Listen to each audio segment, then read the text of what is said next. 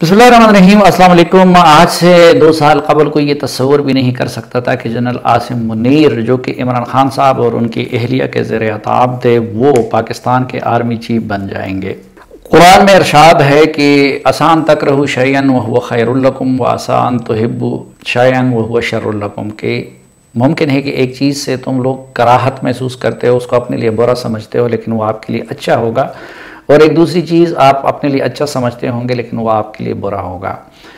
तो मेरे ख्याल में आसिम मुनीर साहब के मामले में यही कुछ हुआ कि अगर उस वक़्त इमरान खान साहब उनको ज़ाती इंतकाम का निशाना ना बनाते और उनके मुखलिसाना मशवरों पे अमल करते तो आज शायद ही वो आर्मी चीफ बनते। बहरहाल अनहोनी हो गई और जनरल आसिम मुनीर पाकिस्तान के सबसे ताकतवर समझे जाने वाले मनसब से सरफराज हो गए। वैसे तो chairman joint chief of staff का ओहदा भी कागजी तौर पर आर्मी चीफ के ओहदे से बड़ा हुआ करता है, लेकिन पाकिस्तान के जो ज़मीनी हक़ाइक़ हैं और हमारा जो अस्करी स्ट्रक्चर है उसकी वजह से आर्मी चीफ ही को ताकत का मंबा समझा जाता है। ये बदकिस्मती की बात है लेकिन है बहरहाल हकीकत कि मुल्क की सियासत भी आर्मी चीफ की ज़ात और पॉलिसियों के गिर्द घूमती है। इस तनाजुर में देखा जाए तो जनरल आसिम मुनीर की ज़ात में शायद कुरान पाक के हिफ्ज़ और माँ बाप की दुआओं की बरकत से इज़्ज़त, ताकत और इख्तियार सब सिमट आ गए हैं। लेकिन ये भी हकीकत है कि उनके सामने जिम्मेदारियों और चैलेंजेस का पहाड़ भी मारगला की पहाड़ियों से बुलंद है। वैसे तो सैकड़ों चैलेंजेस हैं, मसलन मजहबी इंतहा पसंदी है, दहशतगर्दी है, इंडिया जैसी बड़ी दुश्मन का सामना है और इसके मुकाबले में पाकिस्तान की बिगड़ती मईशत है, अफ़गानिस्तान के हालात हैं, सीपेक को उसकी रूह के मुताबिक अमली जामा पहनाना है, वगैरह वगैरह बहुत सारे चैलेंजेस हैं। लेकिन मेरे नज़दीक सबसे बड़ा और फौरी चैलेंज जिसका उन्हें सामना होगा वो एक पोलराइज सोसाइटी और फ़ौज के एमएच की बहाली का दरपेश है। सिविल मिलिट्री ताल्लुकात में जो दरार पिछले चंद सालों से पड़ी है, आज तो इमरान खान साहब ने ट्वीट करके ये पिछले 8 महीनों का कहा है, लेकिन हकीकत में वैसे तो शुरू दिन से फ़ौज किसी न किसी शक्ल में सियासत में दखील रही, लेकिन ये जो हालिया दखल है ये शुरू हुआ था, इमरान खान साहब गलत कह रहे हैं, पिछले 6 महीनों से नहीं बल्कि ये काम शुरू हुआ था 2010 से। और फिर जिस बुरी तरीके से फ़ौज इमरान खान को सियासत में लाने और बड़ी जमातों को आउट करने के लिए सरगर्म अमल रही, तो उसकी वजह से फ़ौज मेन स्ट्रीम जमातों में भी मुतनाज़ा हो गई थी और फिर ये पीटीआई अब उसके पीछे पड़ गई है। तो जो सूरत हाल बनी है इस वक्त फ़ौज से मुतालिक उसकी माजी में मिसाल नहीं मिलती। जबकि मज़कूरा बाला और दीगर संगीन चैलेंज से निपटने के लिए ज़रूरी है कि फ़ौज पूरी कौम की हकीकी मानों में तर्जुमान फ़ौज बन जाए और पूरी कौम यकसा तौर पर उसका एहतराम करे। फ़ौज किसी एक पार्टी या कौमियत का हामी या मुखालिफ उसको ना समझा जाए। कोई एक मीडिया ग्रुप फ़ौज का मीडिया ग्रुप और दूसरा मुखालिफ या निशाना ग्रुप नज़र ना आए। और सबसे बढ़कर ये कि किसी दूसरे इदारे को शिकायत ना हो कि उसके काम में फ़ौज तजावज़ करके मुदाखलत कर रही है। यहाँ मुकालमे भी होते हैं, सिविल और मिलिट्री नुमाइंदे भी आपस में बैठते हैं और मीडिया के ज़रिए भी एक दूसरे के जहन से आगाही होती है, लेकिन इस सब के बावजूद दोनों के जहनों में बहरे औकानूस जितना बड़ा खलीज वाक़या हो गया है। फ़ौज को समझ नहीं आ रही है कि इतनी शहादतों और कुर्बानियों के बावजूद कौम का सिविल फ़र्द जो है वो उससे वो मोहब्बत क्यों नहीं करता जिसका वो मुस्तहिक है, और सिविलियन हैरान है कि फ़ौज क्यों उन्हें अपनी कौम की बजाय एक मफतूह कौम के तौर पर डील कर रही है। ये सबसे बड़ा अलमिया है। इस अलमिया नमा कैफियत को वाज़ेह करने के लिए मैं अमरीका और पाकिस्तान की मिसालें देना चाहूँगा।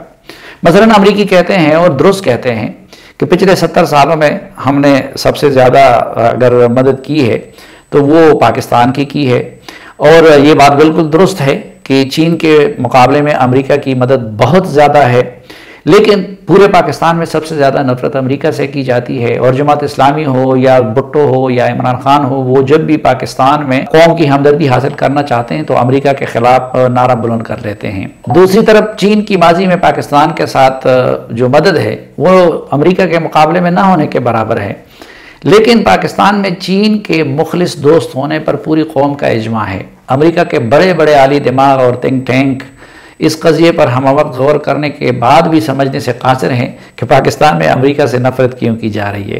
हालांकि सीधा साधा जवाब ये है कि अमेरिकी ये सब कुछ करते रहे, लेकिन उसके साथ साथ मुदाखलत करके और डिक्टेशन देकर पाकिस्तानियों की इज़्ज़त नफ्स को भी मजरूह करते रहे। جبکہ چین نے پاکستان کی خاطر بہت کم قربانی دے کر بھی مداخلت نہیں کی اور ڈکٹیشن نہیں دی، اس لیے ایک غیر مسلم ملک ہو کر بھی وہ پاکستان میں سب سے زیادہ محبوب ہے۔ میرے نزدیک یہی معاملہ فوج اور سویلین کا ہے۔ فوج کی قربانیاں اپنی جگہ، یہ بھی حقیقت ہے کہ فوج اس ملک کی سلامتی ہی نہیں بلکہ یکجہتی کا بھی وسیلہ اور ذریعہ ہے، لیکن سویلین کو یہ احساس ہوتا ہے کہ ان کے کاموں میں مداخلت کی جاتی ہے اور یوں ان کا عزت نفس مجروح ہوتا ہے۔ ہر سویلین پاکستانی بھی فوج کے ساتھ تعلقات بلکہ خوشامد کا خواہش مند ہوتا ہے، لیکن دل سے قدر کرنے میں اور کسی کے خوف سے اس کی قدر کرنے میں فرق ہے، جبکہ ضرورت اس امر کی ہے کہ پاکستان میں سویلین ملٹری کے لوگوں کی اور ملٹری سویلین کی دل سے قدر کرے۔ امریکہ کو جو شکوہ پاکستان سے ہے وہ پاکستانیوں کو افغانستان سے ہے۔ مثلا ہر پاکستانی کہتا ہے کہ ہم نے تو لاکھوں افغانوں کو پناہ دی، ان کی ہر جنگ میں ان کا ساتھ دیا، ان کی خاطر اپنے ملک کا بھی ستیہ ناش کیا، لیکن اس کے باوجود افغانی ہم سے محبت نہیں کرتے۔ انڈیا اور روس تک سے ان کی دوستی ہو جاتی ہے لیکن پاکستان کے ساتھ نہیں ہوتی۔ اب اس کا پس منظر یہ ہے کہ ہم نے افغانی قوم کو اسی طرح بیعزت قوم نہیں ڈیل کیا جس طرح چینی، ایرانی یا سعودی اقوام کو ہم ڈیل کرتے ہیں۔